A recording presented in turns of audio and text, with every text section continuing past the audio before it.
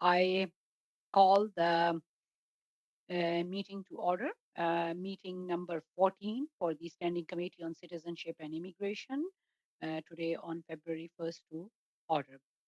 Before we go into, I would like to give talk about the public health safety guidelines. Given the ongoing pandemic situation and in light of the recommendations from the health authorities as well as the directive of the Board of Internal Economy on January 28, 2021, to remain healthy and safe, all those attending the meeting in person, please maintain physical distance of at least 2 meters from others. Wear a non-medical mask when moving in the meeting room and preferably wear a mask at all times, included when you are seated. Please maintain proper hand hygiene by using the provided hand sanitizers at the room entrance and wash your hands well with the soap regularly. As the chair, I will be enforcing these measures for the duration of the meeting, and I thank members in advance for their cooperation. So, welcome to meeting number 14 of the House of Standing Committee on Citizenship and Immigration. The first item of the agenda is considering the subcommittee report on agenda and procedure, report number 2. The committee is considering the motion by Mr. Dhaliwal to adopt the second report of the Subcommittee on Agenda and Procedure and the amendment by Ms. Dencho. The text of Ms. Dencho's amendment is published in the minutes of meeting number 13, which happened on January 27, 2021. On January 28, the clerk distributed a message on my behalf to clarify the matter of the last meeting's adjourned debate. I instructed the clerk to plan for a resumed debate as the first item of business at today's meeting. I've also asked the clerk to reschedule one of today's panel due to the voting in the chamber and to allow the committee to dispose of committee business. The second report of the subcommittee was distributed to the committee on the House of Commons website. So you are aware the webcast will always show the person speaking rather than the entirety of the committee. So we have the first item on the agenda, which is the consideration of the report number 2 of the Subcommittee on Agenda and Procedure and the amendment which was proposed by Ms. Dencho on Wednesday last week.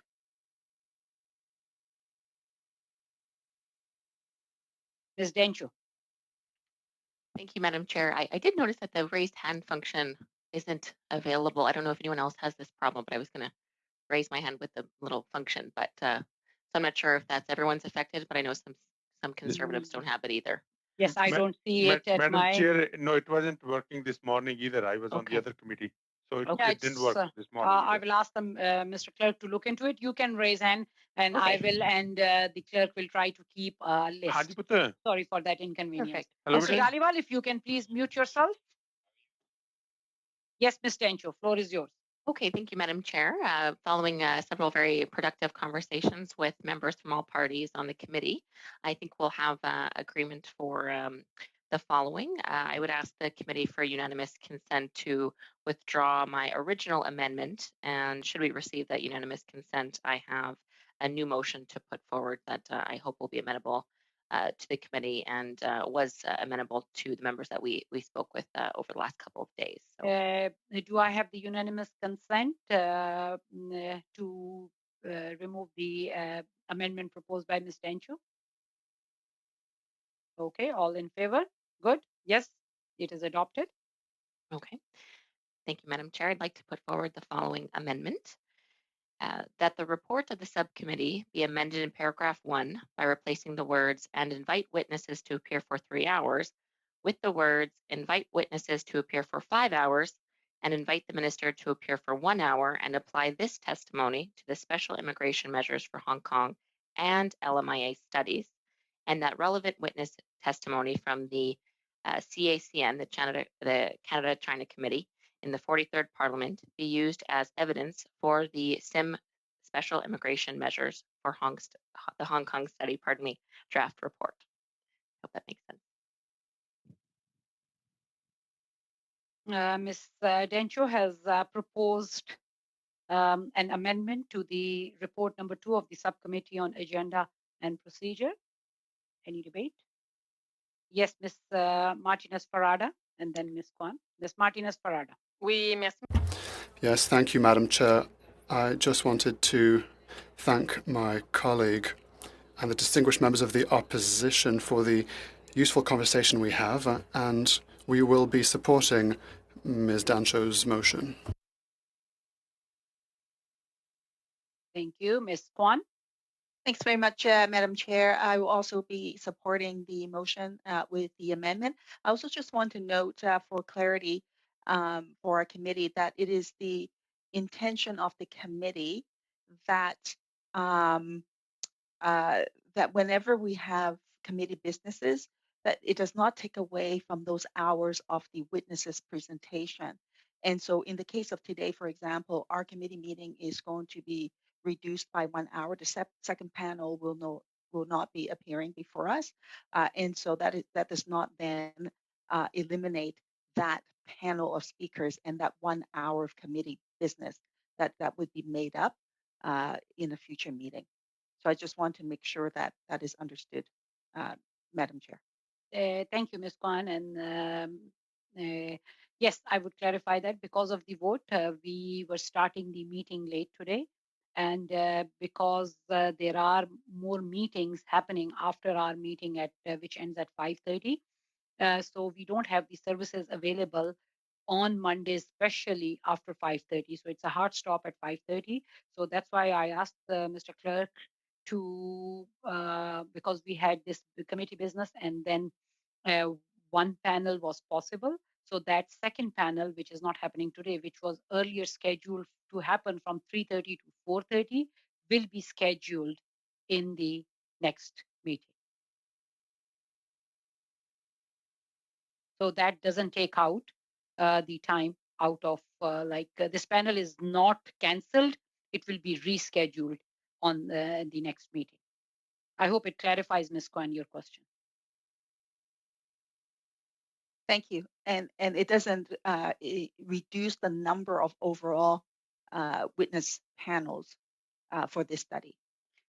No, that will not reduce that. We will have those panels. So as now the amendment which has been proposed by Ms. Tencho to have 5 hours of witnesses, we will have that. Madame Normandin. Oui, merci, Madame la. Thank you, Madam Chair. I would also like to support my colleague's amendment. And I also want to say that it seems to work really well when women work together. And I think we need more women in legislatures to come. Thank you, Madam Normandin. That's exactly right.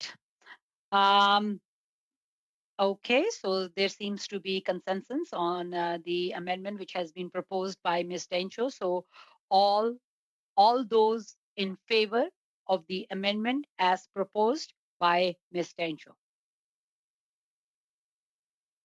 All those opposed? Okay, so the amendment is passed, is adopted. Okay, so yes, Ms. Kwan. Just thank you very much, Madam Chair. Just wonder if I can get some casual agreement from committee members. So in light of the fact that we will have additional meetings for the Hong Kong study, if whether or not there would be some casual agreement that we provide for more room for opposition witnesses for the additional meetings. And so I'm wondering whether or not that would be something that the committee members would be amenable to. We will be going to that, but first we have to adopt the report number 2 of the subcommittee on agenda and procedure. So once we do that, then we will go into those further details. Madam Martinez Farada, you wanted to say something? Oui, je voulais juste faire un. Yes, I just wanted to make a comment on my colleague's proposal. In order to avoid wasting time today, since we'd like to hear our witnesses, could we perhaps discuss this in a subcommittee I think we should move on to the witnesses as quickly as possible. Okay, thank you, Madam Martinez-Prada. But first of all, we have to adopt the report number 2 of the Subcommittee on Agenda and Procedure. So we had a motion as proposed by Mr. Daliwal to adopt the report number 2 on the Subcommittee on Agenda and Procedure to be adopted. So all those in favor of that motion? All those opposed? The report number 2 of the Subcommittee on Agenda and Procedure is adopted. So just want to let everyone know that raise hand feature is now available.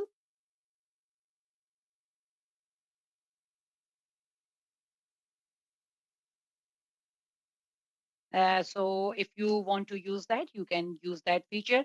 So the report is adopted. So we will have now based on that, 5 hours of witnesses will be scheduled for the study on the Hong Kong.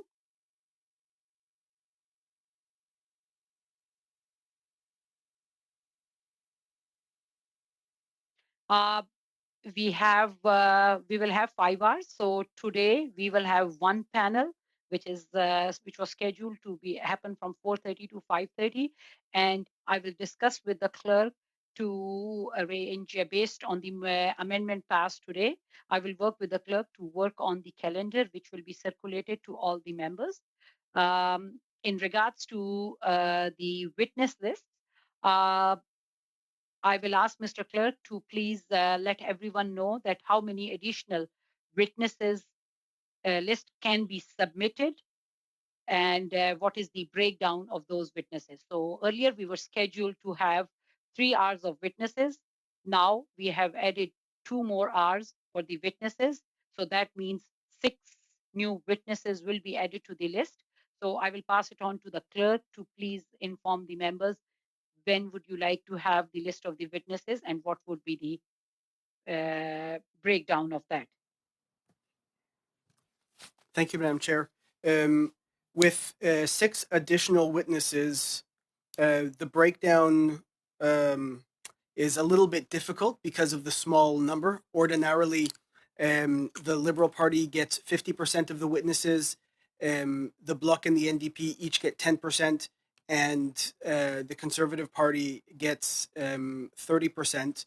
But with 6 witnesses, the breakdown, the committee has a couple of options. If 3 go to the Liberal Party, then 1 each would go to the Conservatives, the NDP, and the Bloc. The committee can agree to whichever allocation of witnesses it wishes. At this time, the existing witness list has enough extra witnesses to fill 1 panel. So I would go back to you, the members, and ask that you please submit between 2 and 4 additional names, just in case some witnesses are unavailable to appear when they're invited. The committee can set its own deadline to supply that information to me. But as soon as I receive the names, then I will begin sending invitations that same day. I hope that answers your question. Thank you, Mr. Clerk, for clarifying that. I see some raised hands. We will start with Ms. Dencho. Madame Normandin était premier. Et moi. Madame Normandin was first. Thank you. I just wanted to say that when we prepared the first list of witnesses, I only sent 1 name, but I think I was allowed 1.4. So if you were to add the 0.6 to the 1.4, I'd be allowed 2 in total. So I understand that I could submit another witness and they would be automatically admitted into the list. Am I right? I think I would suggest that if everyone can submit the list, and I will work with the clerk based on the breakdown, the representation of the parties we have to make sure that everyone gets a fair share of their witnesses. So I will work on that with the Mr. Clerk and then let you know. I would not like to waste the time which is allocated for the witnesses for today. Ms. Dencho. Thank you, Madam Chair. I just want to suggest to my opposition colleagues, I'm happy to work on a sort of a joint witness list with Bloc and NDP members if they so wish. Happy to connect after about that if you'd like. Okay, thank you. Mr. Surrey. Merci, Madame la Présidente. Thank you, Madam Chair. I just wanted to say that if the clerk suggested 6 witnesses, I think we could have 2 witnesses for the Liberals, 2 for the Conservatives, and 1 for each of the NDP and the Bloc. It's just a suggestion based on what the clerk said. Sorry.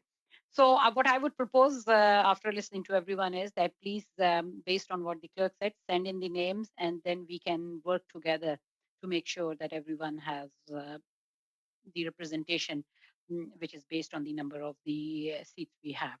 So we will work on that. In the earlier list also, there was a lot of overlap also. So once the list is submitted, we can go through that. Before we start today's meeting, I would just like to update everyone in regards to the meeting, which will be happening on Wednesday. All of you must have seen that there are 3, or maybe I was getting the news from the clerk today that maybe there are 4 votes on Wednesday. So what I would propose is that this second panel, which we cancel today, we do that on Wednesday, because if we have 4 votes, I don't think so we can start before 5 o'clock. So because the voting will be through Zoom, not the app. So I would propose that the panel which we have canceled today, we hold that on Wednesday, and after that, we will schedule 2 hours of panels for the next CIMM committee. Mr. Sari.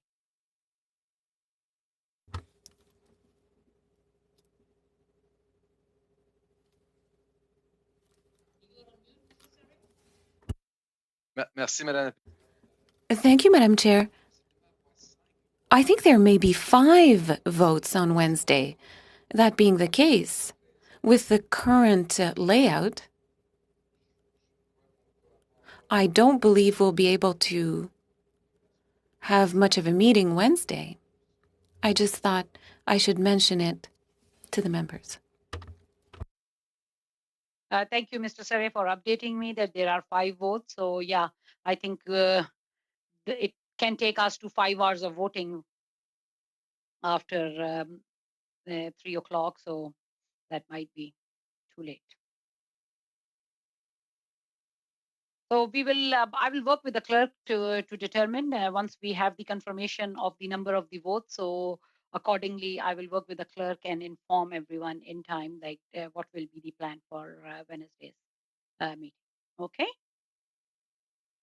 So now we would like to welcome our witnesses, but before I go into that, I just want to let everyone know, I would like to take this opportunity to remind all participants to this meeting that the screen shots or taking photos of your screen is not permitted. For those participating virtually, I would like to outline a few rules to all the members. Members and witnesses may speak in the official language of their choice. Interpretation services are available for this meeting. We have the choice at the bottom of your screen of either Flow English or French. With the latest Zoom version, you may now speak in the language of your choice without the need to select the corresponding language channel.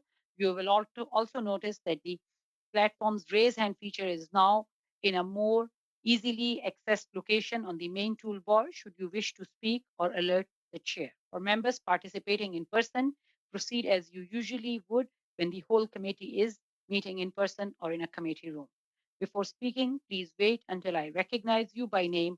If you are on the video conference, please click on the microphone icon to unmute yourself.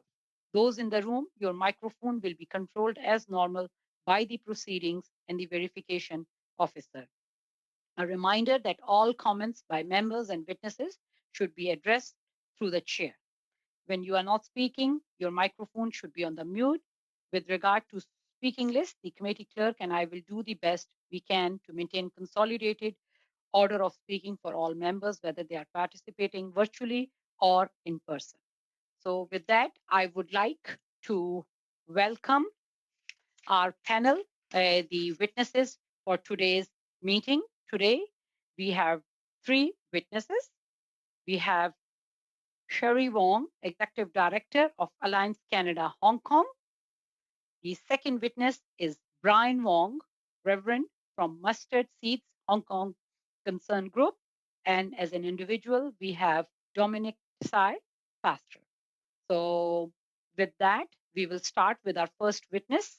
I will request Sherry Wong, Executive Director for Alliance Canada Hong Kong, to start. You will have 5 minutes for your opening remarks.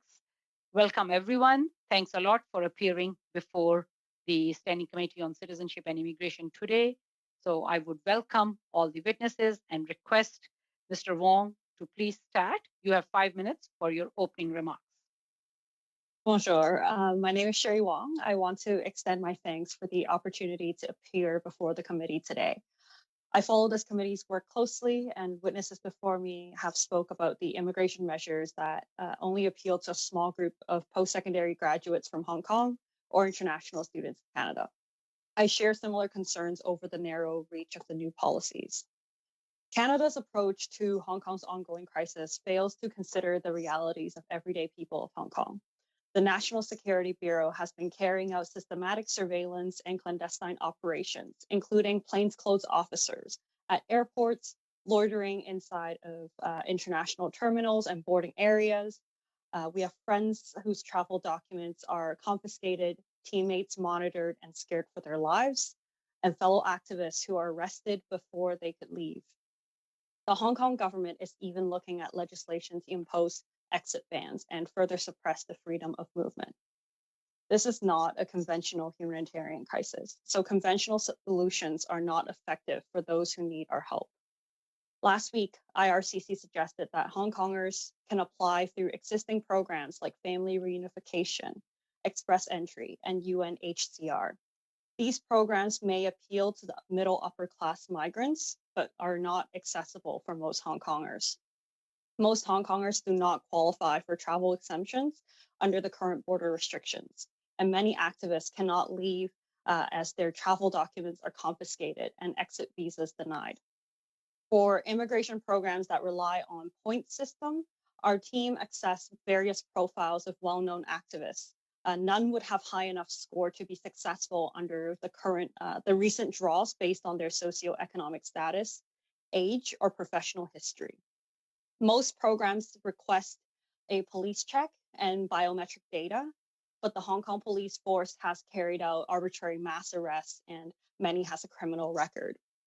A police check can also be used to inform the authorities of the activist's intention to leave the city. Even if Hong Kongers qualify, they do not have the capacity, resources, or luxury to be stuck in bureaucratic processes in these pathways. I cannot stress this enough. Canada's conventional immigration and asylum pathways are failing Hong Kongers. We need a cohesive resettlement strategy that puts Hong Kong's deteriorating situation into consideration. Hong Kong's political opposition has been decimated. The network of activists have been severely compromised. Persecution under the NSL has manifested indirectly through regulations at various sectors: social, political, legal, and judicial. Loyalty oaths at the civil service and district councils, banning TV shows, textbooks, websites, firing teachers and union activists, and even biometric data for professional registrations. We expect the Chinese and Hong Kong government to shift attention on every citizen who has participated in protests, voted in the democratic primaries, or even posted on social media. Time is running out. We have submitted a written brief to the committee outlining our recommendations. 1, create a dedicated pathway for those fleeing persecution, allowing Hong Kongers to apply for travel documents directly from overseas with the ability to waive border restrictions. 2, modify existing private sponsorship or family reunification measures to enable extended family members and activists to resettle in Canada. 3, modernize and expedite the Canadian immigration and asylum system to address the backlog of new and impending claims. 4, a clear strategic communications plan to combat misinformation and promote various existing pathways for Hong Kongers. 5, release a plan to support Canadians and their families in Hong Kong, restore citizenship and permanent residency status, and expedite PR pathways for extended family members. These are not standalone recommendations, but mean to work together to create a cohesive strategy that addresses the diverse needs and maximize accessibility for Hong Kongers to settle in Canada. All of these recommendations should be inclusive of individuals from Hong Kong who may not hold a BNO or HKSAR passport. Thank you all. Merci beaucoup. Thank you, Ms. Wong. We will now move on to Mr. Wong. Mr. Wong, you have the floor. You will have 5 minutes for your opening remarks. Mr. Wong. Mr. Wong, please unmute yourself. Yes, okay. Thank Thank you. Thank you for the opportunity to share our point on behalf of the Mustard Seed Hong Kong Concern Group. I'm Reverend Brian Wong, and our group is the group concerning about Hong Kong with multi-denominational Christian members.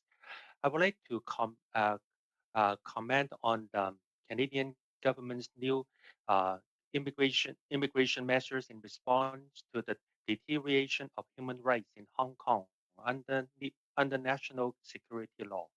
This is very encouraging start to show Canada's commitment to protect the safety of Hong Kong people who share common core values as we do, as well as the 300,000 Canadians residing in Hong Kong. Inclusive policy to accommodate a broader spectrum for Hong Kong people under political persecution.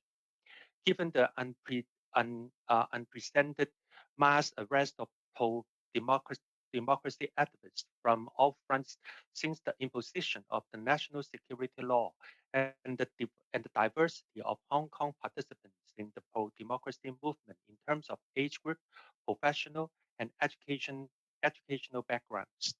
Canada needs to come up with more inclusive policy to accommodate the needs of a broad spectrum of Hong Kong people under risk of political persecution.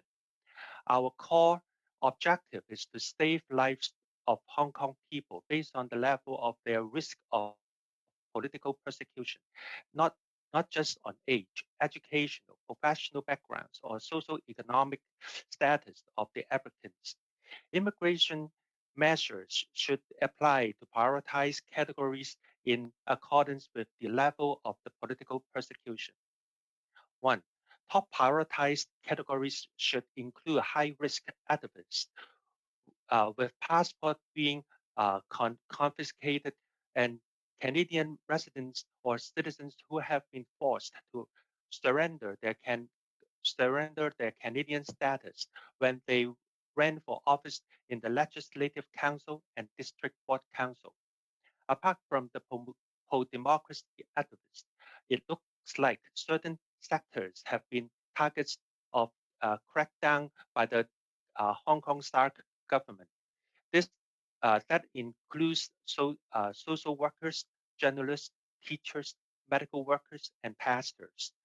For the above mentioned categories of people under high risk of political persecution, we urge our government to offer them special travel documents to depart from Hong Kong at the earliest possible time before they are arrested, convicted, and imprisoned. We should also consider providing them with the essential travelers status under coronavirus pandemic to allow them to enter into Canadian border under the above special circumstances. With the restrictive implementation of the nationality law in Hong Kong, BNO passport and Canadian passport holders have been denied right to exit from Hong Kong unless they have officially surrendered their Chinese nationality. We urge our government to follow up on the impact of nationality law on the status of the 300,000 Canadians in Hong Kong, plus those in addition 200,000 plus Canadians who have been residing in Hong Kong without claiming non-resident status. We wonder how our government could provide consular protection to them in case of need. Second, Hong Kongers who are currently in Canada seeking political asylum, their application should be processed in an expedited manner with a pathway to permanent residence status. Third, Hong Kongers studying or working in Canada who will be subject to political persecution when they return to Hong Kong because of their involvement in Hong Kong pro-democracy movement in Canada should be offered a 5-year visa with an expected pathway to permanent residence status. For Hong Kongers, sorry for interrupting, Reverend Wong. Your yes. time is up. You will get the opportunity to talk about further once we go into the round of questioning. With that, now I will request our third witness, Pastor Desai, to please begin. You have 5 minutes for your opening remarks. Thank you. Thank you, honorable members of the committee. My name is Dominic C. It's hard to pronounce. I usually say it C as in the letter C. That's the simplest way to do it. It's actually there, but it's very tough. I came to Canada as a teenager. I was 17 at the time. I've been here over 40 years, and I love Canada. And I think like Canadians in most cases, but I also love Hong Kong. I think the members of this committee, we all agree that the Hong Kong situation is a crisis. And it's a crisis that calls for bold and swift actions. Our conventional tools are not very effective right now. I mean, we have the asylum systems, but the people being persecuted cannot leave the country, cannot leave Hong Kong because their passport has been confiscated. I know young people who are in the court system being dragged on for like months and months and years, basically forcing them to confess and plead guilty and go to prison and with hefty sentences. This is the game that the Hong Kong government under Beijing are playing. So our conventional asylum systems is not working. And also there are people who participate in demonstrations, they cannot leave. They want to leave, but right now, of course, the pandemic and other things, we have tools, but many people cannot leave. Mind you, it's not only the young people who are demonstrating. We have middle-aged people, 40, 50 years old people go into the streets. The 2 million people comprise not just young people, a lot of people. So many people in Hong Kong want to leave. And now Britain has swung over the door, say 2 million, 3 million BNO holders can come and providing a lifeboat at a safe destination. But I think Hong Kong requires more lifeboats and more safe destinations. And I believe Canada is a good destination. And in fact, many Hong Kong people have either relatives or friends or classmates in Canada. If they have a choice, they would actually rather go to Canada than the UK. I love UK, but I have a lot of friends who like simply the weather of Canada better than the UK. We have more varieties, and so on. I mean, Canada, we must act fastly and boldly to offer more lifeboats and a choice for these lifeboats to go. And I believe Canada system is we have been doing something like allowing for students to stay something. I think we should do catch up. It's not just a humanitarian crisis. I think it's also a challenge for Canada to attract all those good, hardworking people, smart, educated, professional people who wanted to leave Hong Kong, who want to come to Canada, and may not have $100 million or something, but they will be major citizens that can build this country better. I think Canada can do something quick. I'm proposing in my little brief that we do a 3+2 system, giving a lot of people work permits so they can come here in safe Canada and apply to whatever they want to do. It's it's the same concept as the BNO system. We don't have the BNO, but we can have them to come into using work permit, 3 years open work permit, and then they can apply. The advantage of it is provide security at a shorter time so that people can come and then start applying their process. This thinking, we don't need to change the immigration policy or system. I've talked to an immigration lawyer, a good friend of mine who's an expert in the field, and she said, no, we should not create a special immigration policy just for Hong Kong. No, this thinking is we don't change the door. The door is the same. We just create more lineups, different pathways to come in. The same door, people go through the same door, but we allow them to come quickly. Once the pandemic is over, where travel restrictions are lifted, people can come on a work permit. Then they can start to proceed, apply to different programs in our program, and that will be that, and it would include a lot of people who have been in demonstration, they're not arrested yet, but they are fearful, they can come. People who may not qualify under the normal circumstances, they can come as a work permit. Once they gather the work experience, they may be able to apply. They can come to school and so on. So I am saying Canada facing this crisis, humanitarian crisis and competition crisis, must act fast and boldly. Thank you.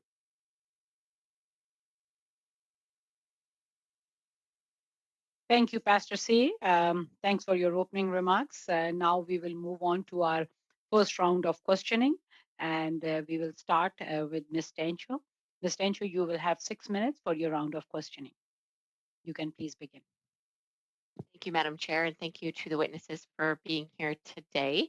I had a question for, I'll go to Sherry Wong. I know Sherry, you and I've met before.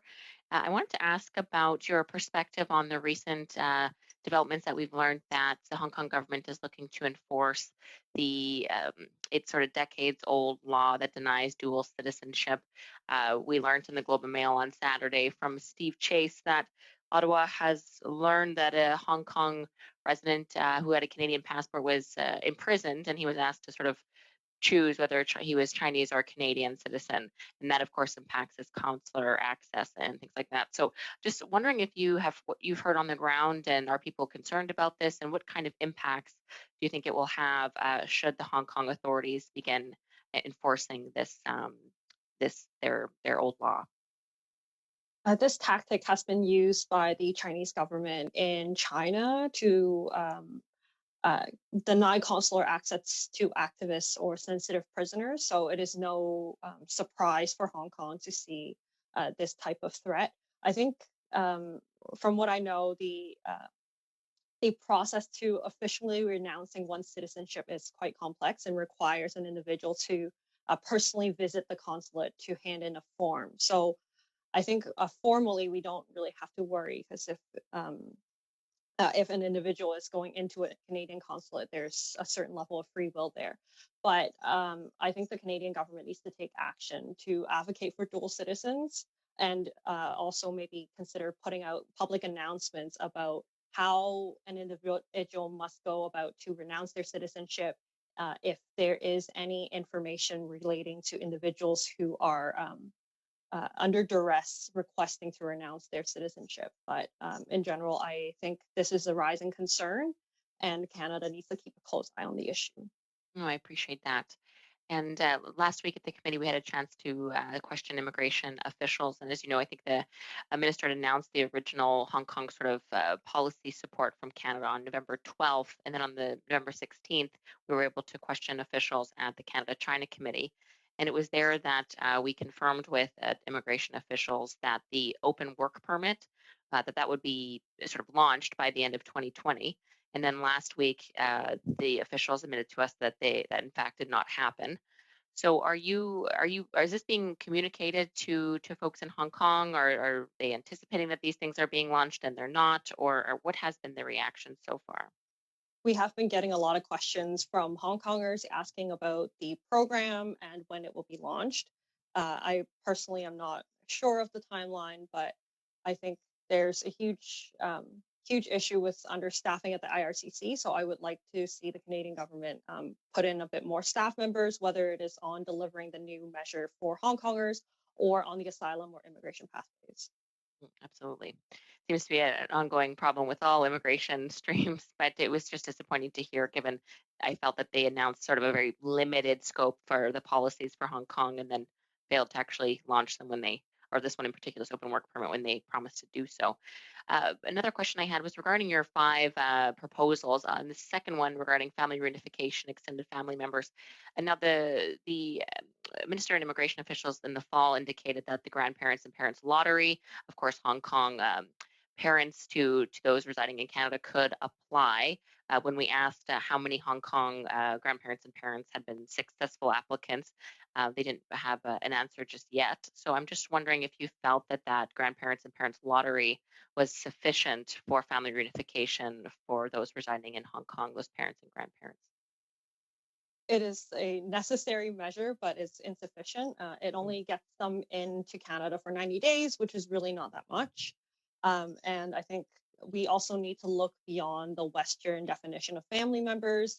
For Hong Kongers, our cousins and uncles are just as close, and we need to extend that family reunification to extended family members who may not be considered as a traditional family, as well as removing the lottery system for Hong Kong families, because there is definitely a growing danger of being in Hong Kong.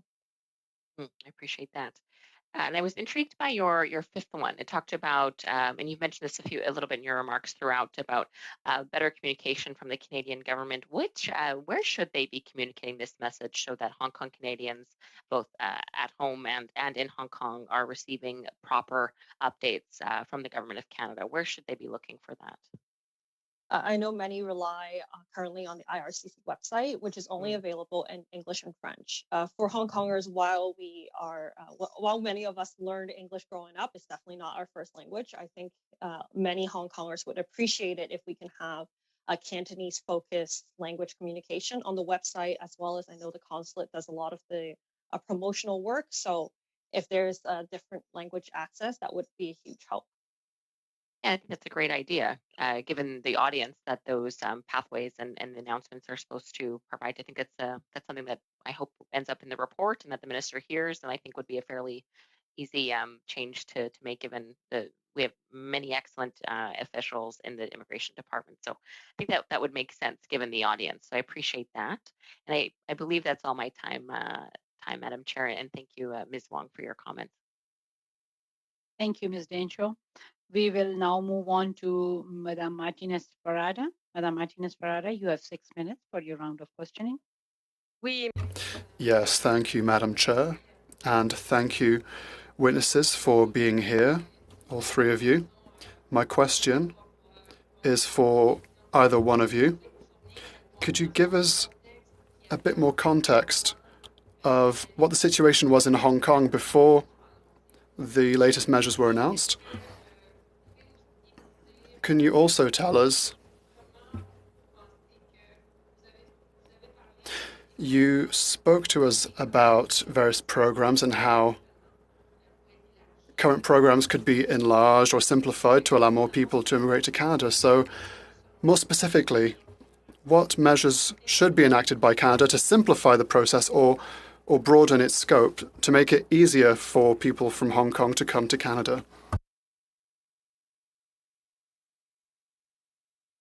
I'll again jump in if you don't mind. I think one of the proposals I've made is a private sponsorship program. I know that it currently exists for asylum seekers to be sponsored by community groups or by a group of individuals to resettle here in Canada. There is a strong diasporic community here that has been doing a lot of the asylum support work and supporting refugees, whether financially or in daily life in Canada. So if we can make amendments to that program so that we could expand this collaboration for diaspora communities to support more asylum seekers to come to Canada, I think, like I proposed, if there is Cantonese language access for the programs that are specifically targeted to Hong Kong, that would be an amazing add. I would also recommend to consider putting Hong Kong and claimants from China into the less complex claim stream, which would expedite the asylum application processes for Hong Kongers and other community groups being suppressed by China.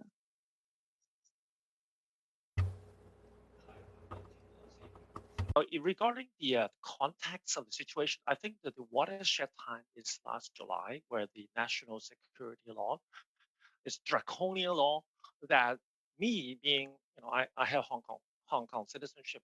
By appearing today, if I go back to Hong Kong, I'll be arrested for cohorting with foreign forces. So by appearing before you guys today, I basically decided I'm not going back to Hong Kong. And I tell my children not to go back to Hong Kong because their dad appeared at this public event. That's cohorting with foreign forces. So this draconian law is used as the almighty power to arrest and to muscle people. And that has been happening for the past months. And pastors, doctors, nurses, they were forced to swear allegiance, basically stay silent. The entire city's changed forever. Now, regarding the immigration, I think right now there's a time issue. The Wall Street Journal has published an editorial regarding about the escape routes. I think the escape routes are closing. In 1949, when Communist China took over China, a lot of people say, no, we can go back to Hong Kong and China, no problem. But overnight, I believe it was 1950 or 1951, overnight the border was closed. Family was separated until the 1980s, then they can actually apply. That day will come, and people are talking about it, and boom, it will happen. So time is the essence. So my proposal is admit as many people to come in with work permit. That's simplified. That's easy. That's what a BNO 5+1 thing do. They can do it quickly. People can come, and then they sort out all the issues. So they can apply for this or that. We don't need to change a lot of the programs, but just get them in here sooner. And then that would expedite their coming over safely after the pandemic, of course. Then they can tap into all the resources that we have in the program, and then we can do a little twist there and here to improve all the programs. I think we need drastic measure. Yeah, I just would like to add a couple points here. Actually, right now, Hong Kong government, they are trying to keep their money, keep people's money. Even they let people go. Those people, they have some CCP, just equivalent to our CCP. They're supposed to get it after they retired, right? But for some people, they may not be able to get it if they leave Hong Kong. So it is better to let them come as soon as possible. I think this is one of the things. The other thing is to enlarge the stateful is the delightful is to let people work even they are studying. Okay, let them make their living, because right now we only allow people who are wealthy, who have enough money to come to do this to study. So I think to let them work, they can contribute to the society, to the Canadian society, and I think we are making a good future for them because they have Canadian experience, and then after they graduate, they can find job easier. But however, one thing I would like to bring your attention, when we allow people doing the application, I think we need to, I would encourage you to do the background check, because the CCP government, they may let some, spy coming in as well. So this is according to our experience. And I totally support what Dominic just shared. The lockdown can happen anytime. That's what happened. Sorry for interrupting, Reverend Wong. The time is up. We will now move on to Madame Normandin. Madame Normandin, you have 6 minutes for your round of questioning. Thank you, Madam Chair, and thank you to our witnesses for your very enlightening and very concrete evidence, which gives us concrete recommendations. I have a question with a very long preamble. Thereafter, I ask all three of you to answer and take the time to answer. Ms. Wong, for example, you spoke about the fact that we need stronger measures. The current measures are perhaps a bit too restrictive. There's a parallel with something we experienced last week. Last week, the Bloc Québécois asked the House to unanimously adopt a motion that would allow Raif Adawi to become a Canadian because he's a Saudi blogger, and he spoke against the Saudi regime, and that's why he's imprisoned. And through journalists, the Minister of Immigration decided that Raif Badawi would not receive Canadian citizenship, saying, well, in any case, double citizenship isn't recognized by Saudi Arabia, and so there's no point giving him nationality because he wouldn't be able to receive consular services, which is kind of the situation with China as well. But also Canada feared the negative repercussions with Saudi Arabia. This could have a negative impact on Raif Badawi himself. So I'd like to hear what you have to say on that kind of fear. If we ask the government to put forward stronger measures, would it be legitimate to have fears of reprisals? Or should we still push forward with stronger measures to protect these people in Hong Kong? I think we need to continue a strong stance. China is an international bully.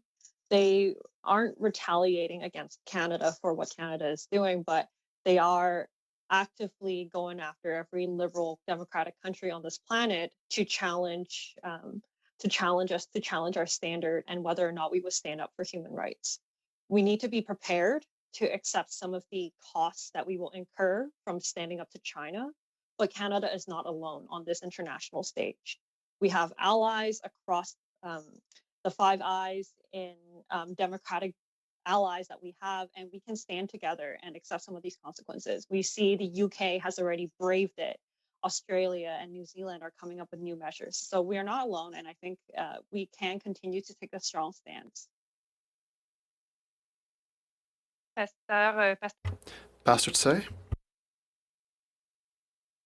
I thank you. I would like just to address the fear factor. I mean, when you're dealing with a bully, I think if you are afraid, you're giving more reason for the bully to bully you.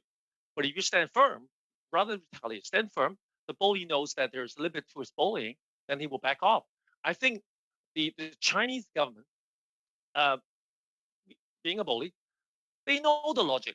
And apparently, Canada, we have our issue. What about our two Michaels and so on? That we shouldn't do anything. But we have our two Michaels, and we don't stand firm. There will be many, many more Michaels because every Canadians in China will become the Michaels. We need to stand firm. Look at what happened to Australia. They stood firm, and then eventually they didn't suffer that much. They enjoyed cheaper lobsters, and they still sell their coal. We can enjoy cheaper lobsters, sure. No, why not? I mean, we're not that weak, and we have the Five Eyes. We have our allies, and when we begin to stand firm, I really encourage the government with all the parliamentary to stand firm, and then China knows that there's limit, and they will begin to realize that the game changes. It's up to us to stand firm. Révérend Wang? Yes, strategy when he fought the civil war. One of the strategies, if their enemy step back, they will go forward. But if their enemy step up, they will be side. This strategy is adopted by this government right now, Chinese government right now. If we step back, if we have fear, they will just come forward. So Canada have to stand firm. Otherwise, the Chinese government will just keep bullying the democratic countries. Merci. Peut-être une autre question rapidement. Thank you. Just quickly, another question on study permits that are part of the November 12th announcement. Normally, they're provided if the officer believes that the person has sufficient funds to look after themselves and go back home afterward. However, if we're looking at maintaining somebody here in Canada, should we have different instructions for officers so that they allow more people to come to Canada with these types of permits? Pastor Tsay. Pastor Tsay. To address these issues, a friend of mine applied and she got rejected for that very reason. And it's a contradiction because we're encouraging our students to have the 3 years Canada experience program to stay. We encourage the people we train, we spend money to train to stay. But at the same time, we only admit those people who don't want to stay.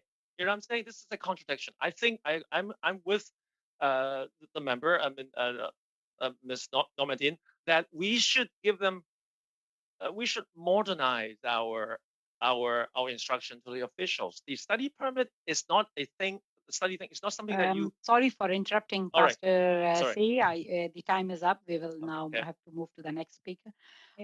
Ms. Kwan, you have 6 minutes for your round of questioning. You may please proceed. Thank you very much, Madam Chair, and thank you to all the witnesses. My first question goes to Ms. Wong. You outlined a number of measures, special measures to which you think the Canadian government should undertake. I'm wondering, would you be in support of calling on the Canadian government to stop all the removals of Chinese nationals in Canada? So that is to say, for Canada to suspend removals of Chinese nationals during this period. Yes. Thank you. That was, in fact, a measure that was adopted, by the way, when Chinese nationals were faced with the crisis with the Tiananmen Square back in 1989. So that would be a duplication of that kind of measure. Now, related to this, with the Tiananmen Square immigration measures, the government of the day also put forward specific instructions to IRCC officials. At that time, it's called CIC officials to know that all persons who have in some way individually embarrassed their government, so referring to the Chinese government, and in so doing have exposed themselves to severe sanctions should they return. And that was one of the reasons that was recognized by the Canadian government at that time. Do you think the Canadian government should be instructing officials to adopt this kind of perspective as well, given the situation that Hong Kongers are faced with today? Yes, and I think the Canadian government should consider issuing travel documents directly from consulates to enable more Hong Kongers, whether they are in Hong Kong or in a secondary country to waiting to be resettling back into Canada, to get that document to be able to resettle here. Yes, with the Tiananmen Square initiative, the Canadian government actually issued what's called minister's permit for people who are abroad, so that they would be able to exit that country in order to come to Canada. So in this instance, I guess doing a similar thing would be then for the Canadian government to adopt a measure of providing ministers' permits for individuals that are abroad, so that they would be able to exit Hong Kong to come to Canada. And this also, at that time when the Tiananmen Square situation was happening, the Canadian applied this measure for those who are sponsoring loved ones here in Canada to those that are abroad. And while the application is being processed, a minister's permit would be issued so that they could get here without having to wait for a long processing time. And is that what you're calling for? Yes, and I think this kind of measure should be inclusive of individuals who may not hold a Hong Kong SAR passport as well. Thank you. The urgency of this situation is clear, because we heard about the mass arrests and people are rapidly facing very difficult circumstances. Now, we know of individuals who are in Hong Kong, former legislators, for example, who had given up their Canadian citizenship and who were pro-democracy activists and the like, and who are now at risk. And there may be, many other Canadians that are abroad who, for whatever reason, have given up their Canadian citizenship. Do you think that the Canadian government should bring forward a measure to reauthorize Canadian citizenship to those that are in Hong Kong at the moment who has given up that citizenship, the Canadian citizenship? Absolutely. And I foresee there will be permanent residents of Hong Kong who may be out of status, whether due to imprisonment or forced to renounce their status. And I think the Canadian government should consider expanding that amnesty for those who lost status due to various reasons. Now, with other countries, for example, in dealing with the LGBTQ2 plus communities, the Canadian government actually put forward a pilot program, which has now become a permanent program, in working with NGOs abroad and in Canada to support refugee status LGBTQ members who are being persecuted because of their sexual orientation. And so in that way, we could duplicate that kind of program for the people of Hong Kong so that we can ensure a refugee initiative would be in place for the people of Hong Kong outside of the UNHCR component. Is that something that you think the Canadian government should do, adopt a pilot program for the people of Hong Kong? I think, in fact, it should be a permanent program from Hong Kong, but absolutely, yes. Okay. In terms of family reunification, one of the issues, of course, that with the limited exposure of who could apply for sponsorship, namely, it is for spouses and for dependent children, and then to a much lesser degree and limited degree based on a lottery, parents, grandparents. Do you think that the Canadian government should expand our family reunification initiative so that extended family members, for example, could get sponsorship from their loved ones here in Canada?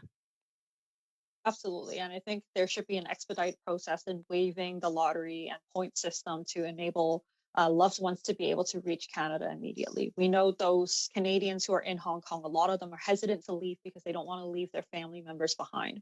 So an expedited and a shorter process will definitely be very helpful. Sorry for interrupting, Ms. Kwan. Time is up.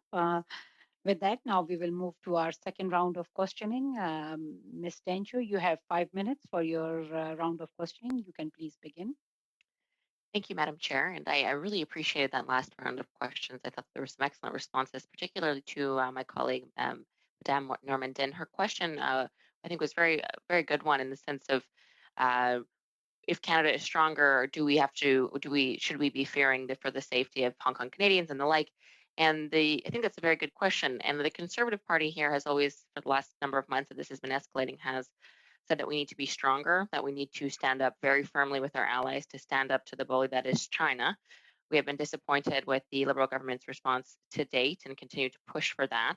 But for those in Canada maybe watching or may hear Conservatives talking a lot about Hong Kong or China who don't have any attachment to Hong Kong, I'd love if each of you could just respond to sort of the two following questions, just to give sort of people who don't know what's going on a bit of a perspective.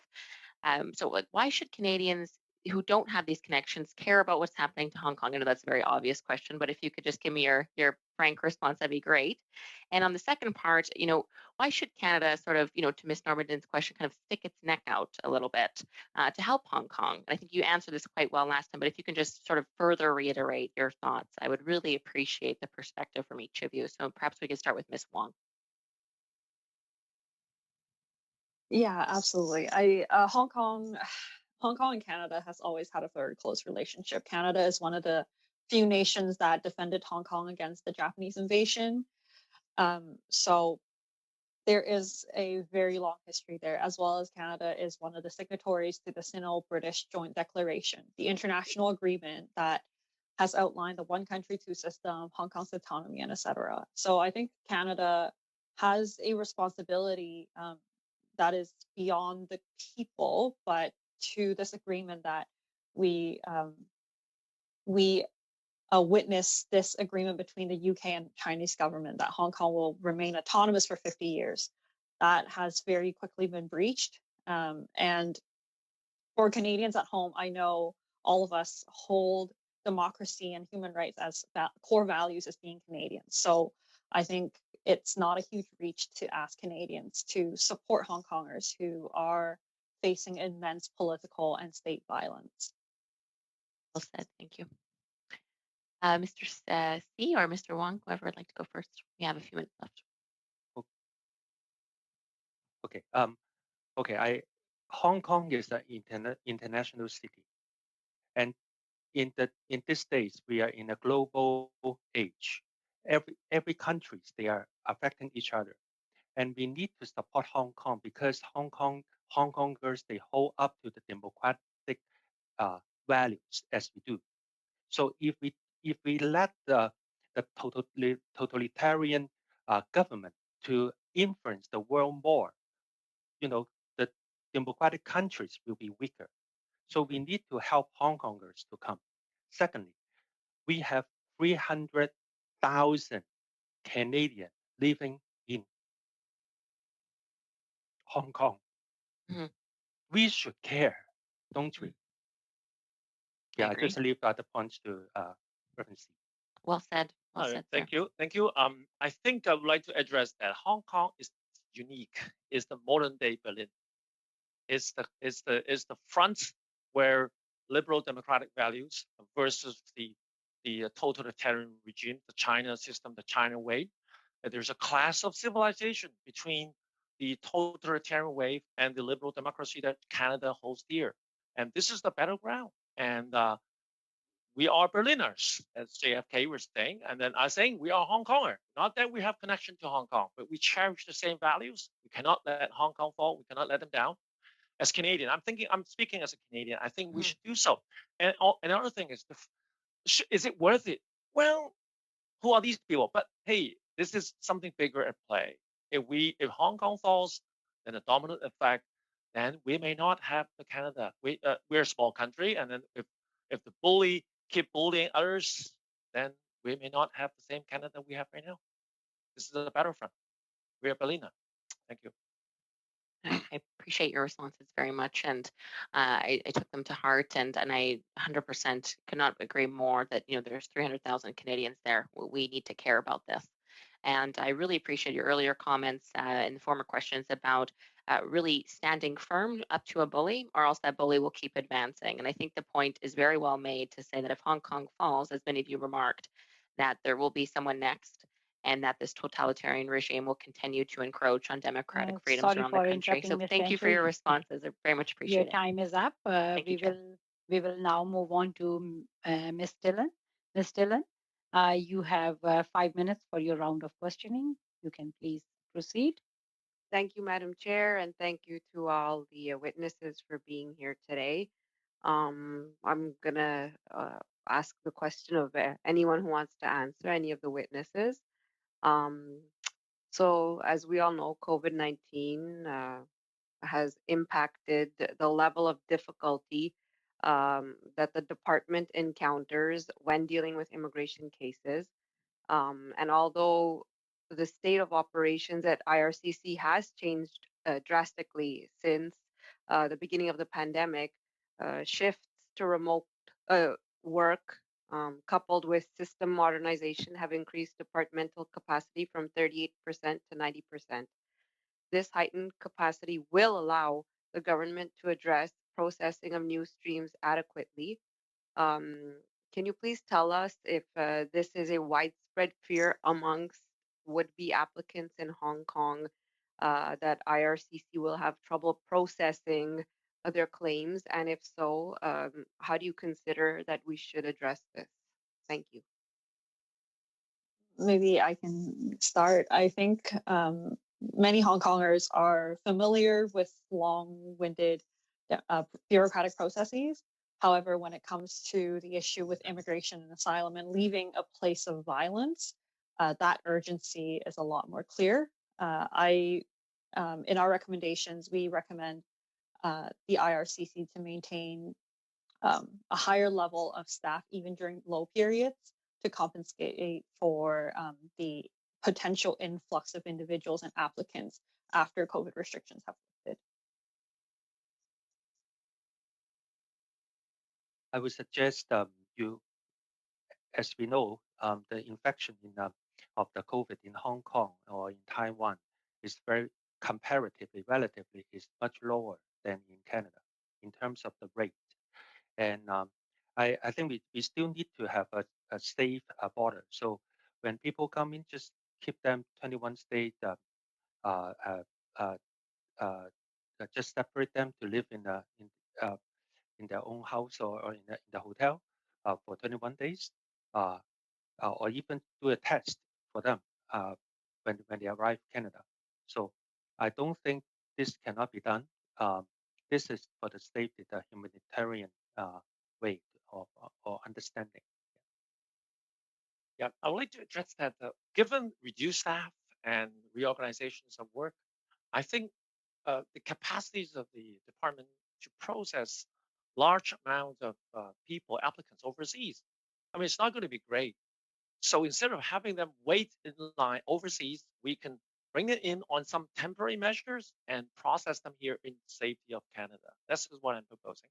So the process, the same process happens, but Hong Kong people can come in as well after post COVID on a tourist visa or something, or work permit or something. Then they can come in and process them here rather than wait in line outside of the country because that door may be closed. And while they wait, bam, they cannot come anymore.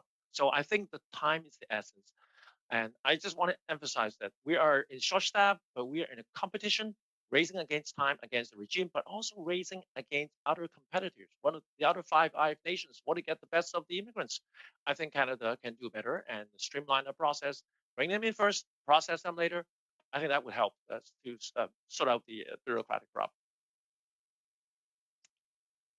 Thank you. These are very good suggestions. My next question is also for all of you because you all have amazing input and different perspectives a little bit, but are still able to, sort of paint a global picture. So the Hong Kong measures, they've been crafted to allow students and recent graduates to arrive in Canada as they are well suited to integrating into Canada. And so, can you please inform members of the committee of the demographic characteristics of the residents of Hong Kong from an immigration perspective and how suited they may be as candidates for residency in Canada? The third question is, have you received feedback from residents of Hong Kong about the networks of immigration measures that are available to Hong Kongers? Thank you so much. If you need me to repeat the question, I can. Just have 10 seconds.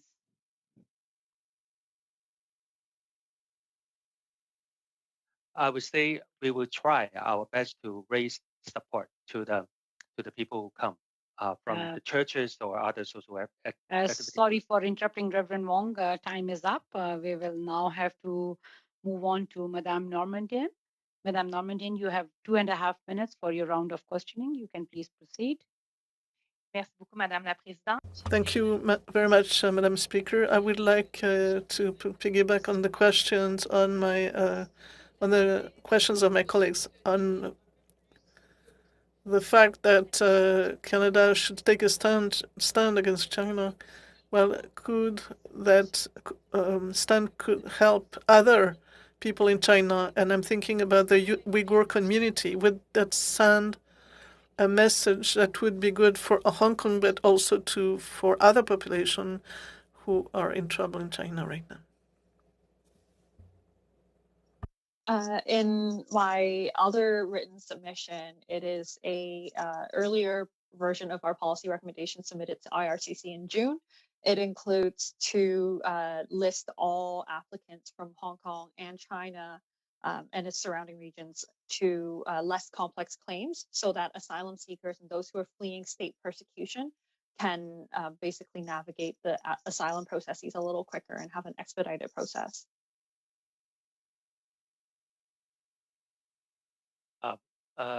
Madam Dominique, I fully support that Canada take a strong stance because there are countless people in China, especially the Xinjiang province, the Uyghurs, and other Christians. I have a friend in China, a fellow pastor in prison right now. I don't know him personally, but there are pastors in prison. I mean, they need to hear a clear moral voice from a country like Canada, a small country, who are willing to stand up for the bully and say, this is not right, and we're doing it at some cost, but but we can bear it. I think this is Canada has always been a small country with a strong voice. I think we ought to do that again. Thank you. Révérend Wang, je ne sais pas si vous voulez ajouter. Reverend Wong, would you like to add something to that? Il ne m'entend pas, sinon je poserai une question rapidement. Well, he doesn't hear. I would like to speak about the study permit that were difficult to obtain because there's lack of directives. Should we have also clear directives for the travel permit, electronic travel permits?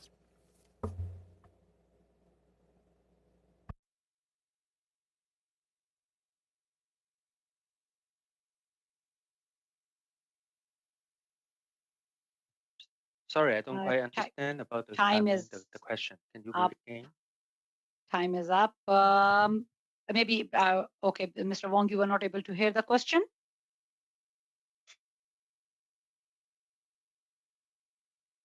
Mr. Wong.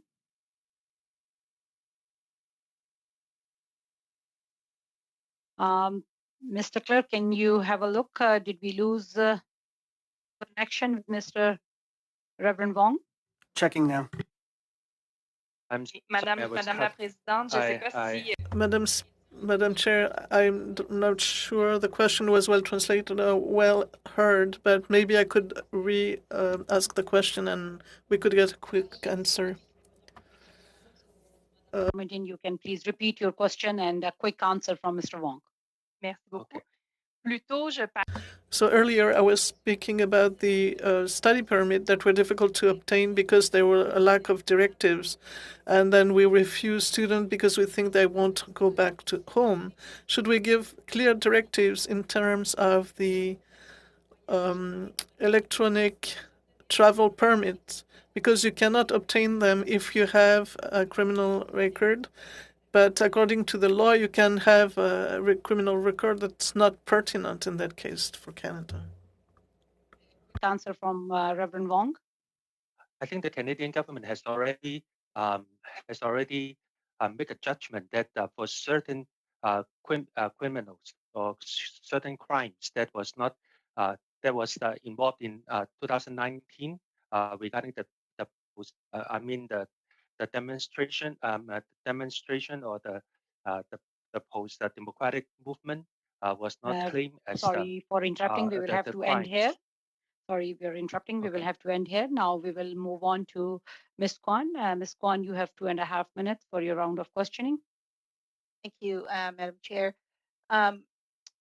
VFS Global, which is a company contracted out by the Canadian government to process immigration applications in visa application centers abroad. The parent company of VFS Global is backed by a subsidiary of the state-owned Chinese Investment Corporation. VFS Global has also been reported or has been reported in the public media that there was at least one major security breach of personal data. And it was noted that IRCC has no record of this and that the Canadian government was not notified of this breach. So given the situation that's going on in Hong Kong and as things are unfolding, I wonder if any of the witnesses have any concerns about the Canadian government using VFS Global to do this work. Yes, very much, very concerned. Yes. Do you think that the government should bring that service back in-house and for that to be done by Canadian officials? Yes, as soon as possible. As soon as possible. And that would include terminating the current contract then as well. Yes. Thank you. I will go to Mr. C for the same question. I was terrified when the news was announced. I was hoping that would not be, that would not happen. I think we all know that the Chinese government has the right to require any information from any Chinese organization to be handed over to the security. So every potential Chinese organizations or even any Chinese citizens can be a potential spy for the Chinese government, even though they don't want to, but they will be coerced, and there's nothing they can do to say no. So I'm not saying the people are bad, but I think a wise decision is bring it back in-house. We're handling sensitive personal data that could mean life and death of people. Thank you. We must bring it back home. I'm going to go to Ms. Wong. Thank you. Yeah, we know that the Xi Jinping regime has been increasing control over private corporations. So there is definite concern with giving biometric data to a Chinese state-owned company, especially under the knowledge that many Hong Kong activists whose biometric data has already been illegally or arbitrarily collected by the authorities. So there is a lot of concerns, and I think Canada should bring that services back in-house. Sorry for interrupting. Time is up. We will now move to Ms. Tencho. Based on the time, we will have 3 minutes each for Ms. Tencho and Mr. Dhaliwal. So Ms. Tencho, you can start. You will have 3 minutes. Thank you, Madam Chair. My understanding was there was 200 Hong Kong activists, mostly young students or even high schoolers, that fled by boat to Taiwan. I'm just wondering if you know how they're doing and what options do you think Canada should be offering them. I personally do feel that we should be doing something for these brave activists, but nothing has been announced to date. So if you can just comment on that, that would be great. Taiwan actually doesn't have a formal asylum scheme, so I believe Canada should consider issuing travel documents for those who are in Taiwan who are without status to be able to travel to Canada and resettle here, whether to claim for asylum, to study, or to work. If Go ahead. If Canada can have an office to assess their asylum application in Taiwan or even in Hong Kong, that would be great, so that they can apply the asylum status overseas, and then they can ask for or fundraise for the support after they come here. Yeah, I just want to add a quick comment. Many people, besides the activists who fled by boat to Taiwan, many people who immigrated to Taiwan because it's fast and it's closer. But I know a majority of them would not want to stay in Taiwan for good because it's too close to China. What about a war breaking out? And they want to come to the West. And I think Canada should, there are thousands of them. There's a Hong Kong group community right there in Taiwan. I think we should attract these people to come over to Canada. Good feedback. Mr. Wong? Yeah, I just as I just said, open the office over there, so pardon. that yeah. Great feedback. And we have about 30 seconds left. Mr. C, would you like to make any closing comments?